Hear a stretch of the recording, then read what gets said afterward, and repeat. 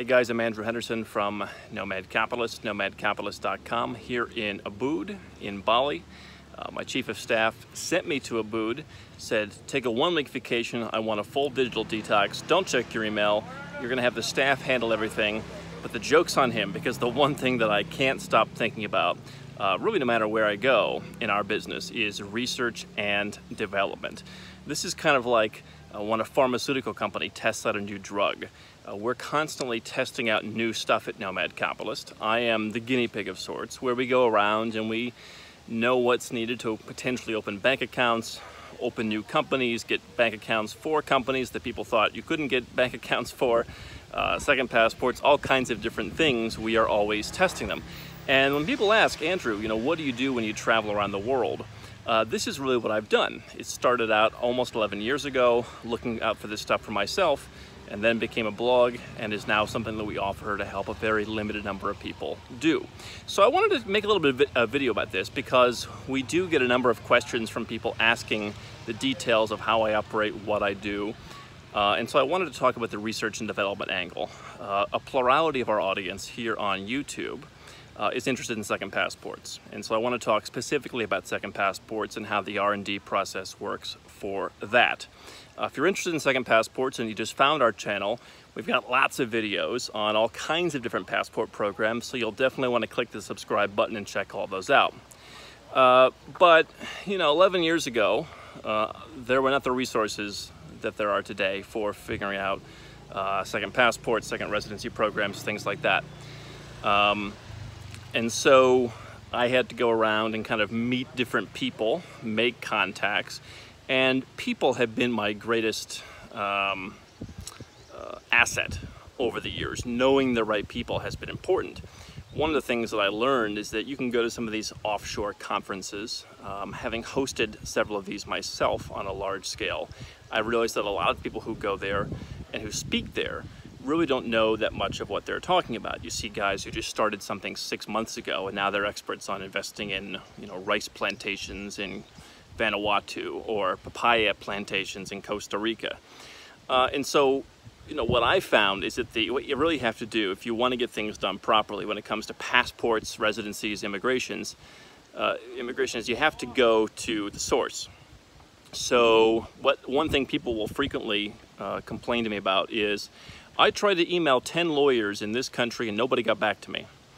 That is extremely common. For different reasons in each part of the world. Some places nobody's in a hurry, some places they just don't care, some places they don't trust email, believe it or not. So what I found is being on the ground is very important, and this is where I've had my greatest results. It's one thing to go to conferences and talk to a bunch of guys from the United States who have somehow figured out something in their own little stretch of Nicaragua. It's another thing to go out and research on the basis of 25 or 30 or 35 countries a year, which one's the best, and start to compare. And so that's really what I've had to do. When I get to a certain country, what I'll do is I'll go and I'll try and find various lawyers and I'll try and throw a retainer at them. So there's one citizenship that I got where I went a number of years ago. The first lawyer I called actually turned out to be the best, but I wouldn't have known that. I paid that first lawyer a couple $1,000s. I worked with a couple of other lawyers, I think all of whom were actually cheaper. And I think 4 lawyers in total, one of whom turned out to give me everything I wanted and then some, one of whom was all right but really needed a lot of guidance, and 2 which were just dead in the water. So there's a lot of trial and error, and again, I call it R&D when it comes to passports because just like doing a real estate deal, just like looking at a piece of land you want to develop, most deals don't pan out. Just like trying to develop a new drug, most of those things don't work out. 19 out of 20 or 9 out of 10 just end up in failure. That's the cost of R&D. And that's one cost that I think people don't necessarily realize. So the biggest thing for me is connections in each different place. What do I look for when I'm doing R&D? I look for people who can speak English relatively well. I look for people who have focus in a certain area. But the challenge is you're not going to find many lawyers overseas, maybe in parts of the Americas because of demand from US and Canadian citizens, but in most parts of the world, you're not going to find an immigration lawyer. You're going to find a generalist. And so it's really up to you to figure out, is this person competent in handling immigration? Because as one of my British friends says, many people in many parts of the world are chancers.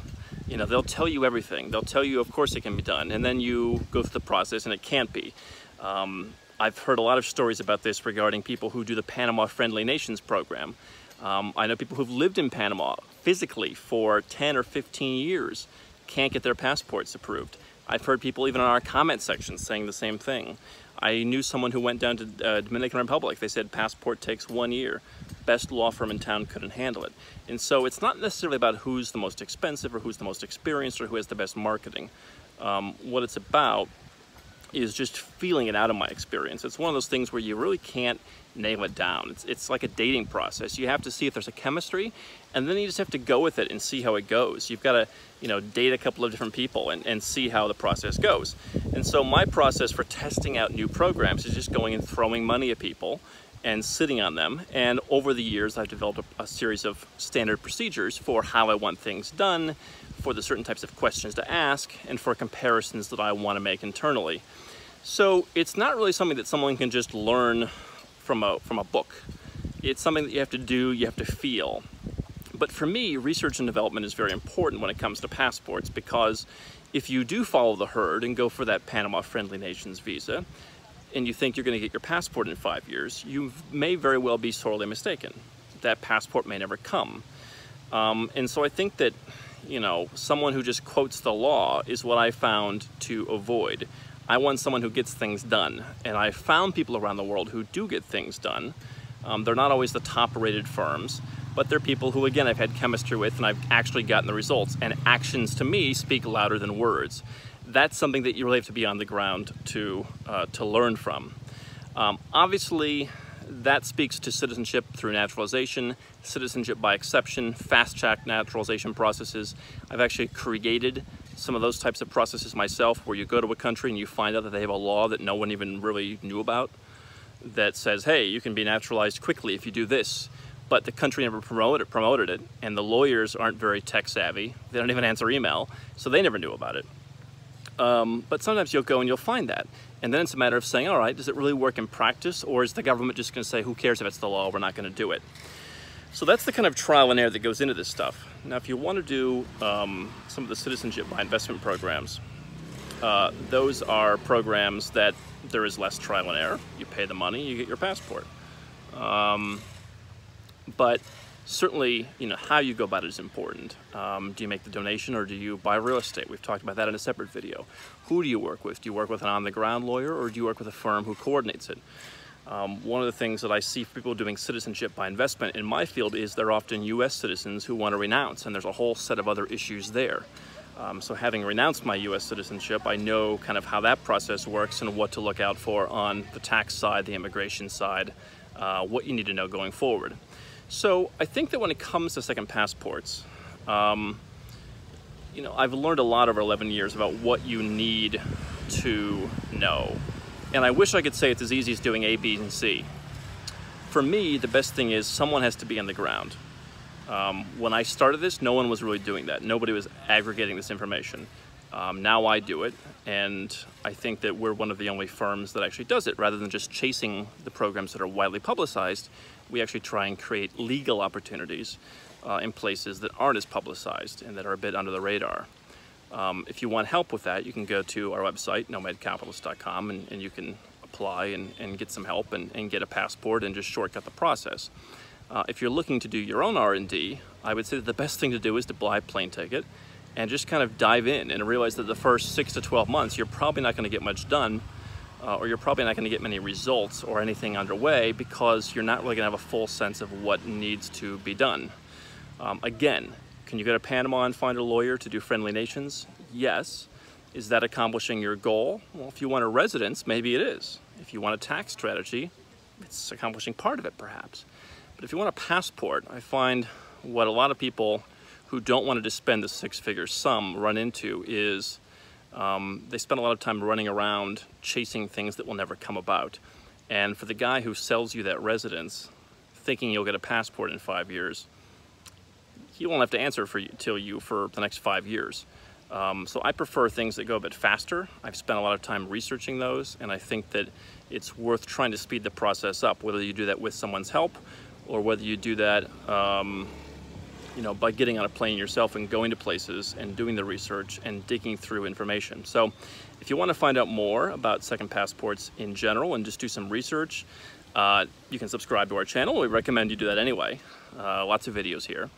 If you're looking for more advanced strategies or you want some help, you can go to nomadcapitalist.com. Not all of these fast-track programs require hundreds of thousands of dollars to be spent. Many of them allow you to actually earn a profit on any investment that you make while you're waiting for your passport. But this is why it takes R&D, because once everyone promotes it, prices go up, things become more strict. We've seen in Paraguay, they've become more strict. Other countries have become more strict. Bulgaria is raising prices recently. Countries cancel programs when they have too much interest. So R&D on a constant basis, to me, is what is the #1 thing if you want to create a passport portfolio that works.